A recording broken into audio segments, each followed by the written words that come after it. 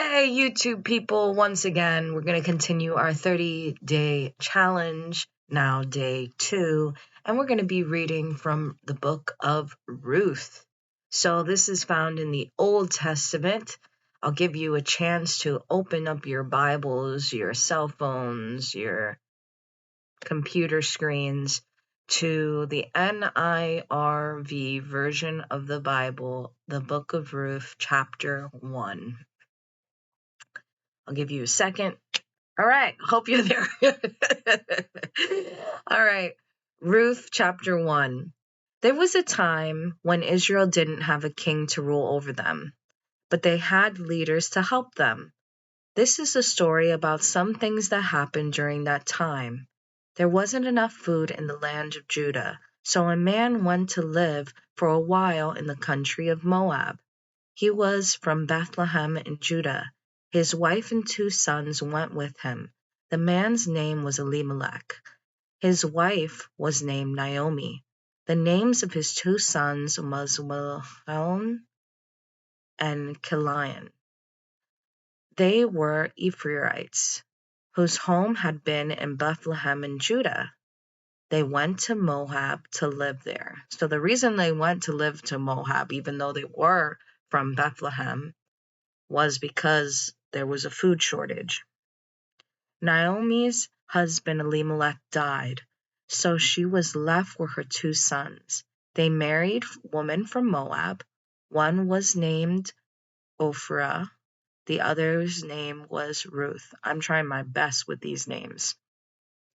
Naomi's family lived in Moab for about 10 years. Wow, so that lack of food in Bethlehem lasted a long time.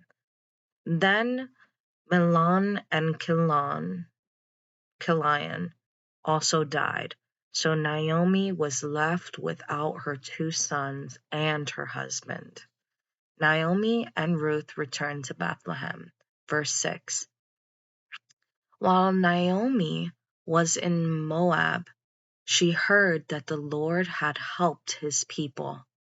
He had begun to provide food for them again. So Naomi and her 2 daughters-in-laws prepared to go to Moab back to their home. She left the place where she had been living. So she left the place in Moab. Her daughters-in-laws went with her. They started out on the road and would take them back to the land of Judah. Naomi said to her 2 daughters-in-law, "Both of you go back, each to your own mother's home. You were kind to your husbands who have died. You have also been kind to me. So may the Lord just be as kind to you. May the Lord help each of you find rest in the home of another husband." Then she kissed them goodbye. They broke down and wept loudly. They said to her, "We'll go back to your people with you." But Naomi said, "Go home, my daughters. Why would you want to come with me? Am I going to have any more sons who you can marry as your husbands? So go home, my daughters.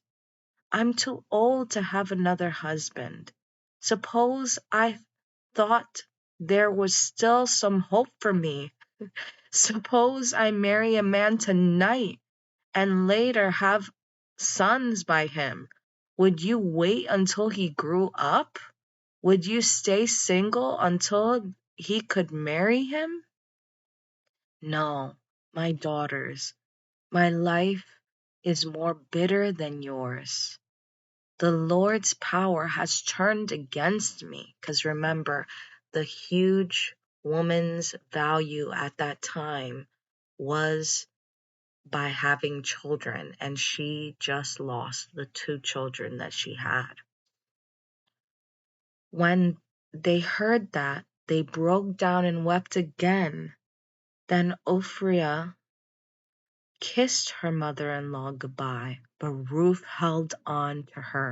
"Look," said Naomi, "your sister-in-law is going back to her people and her gods. Go back with her."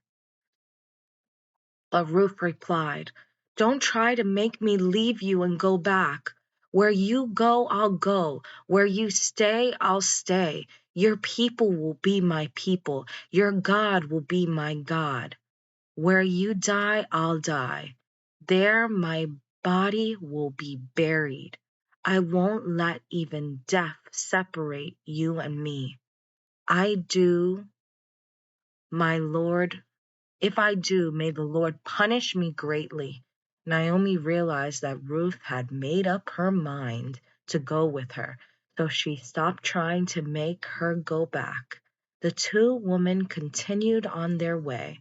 At last, they arrived in Bethlehem. The whole town was stirred up because of them. The woman in the town asked, "Can this possibly be Naomi?" "Don't call me Naomi," she told them. "Call me Mara. The Mighty One has made my life bitter." So I just finished looking up what Mara means, and it literally means bitter. So she really wanted people to call her by how she was feeling.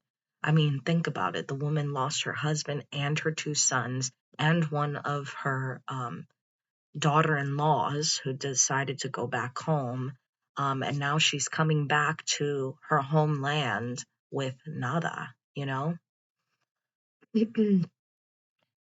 Verse 21. "I was full when I went away, but the Lord has brought me back empty. So why are you calling me Naomi? The Lord has made me suffer. The Mighty One has brought trouble on me." So Naomi returned from Moab. Ruth, her daughter-in-law from Moab, came with her. They arrived in Bethlehem just when people were beginning to harvest the barley. All right, we've made it to a 7-minute mark and have just finished this chapter. It's up to you to continue reading for those 3 extra minutes if you like. I know that the Lord is pleased with you trying to do this challenge. So don't be too hard on yourself if those 3 minutes don't come easy to you or if you decide to stop here. But until again tomorrow, take care. God bless. You got this.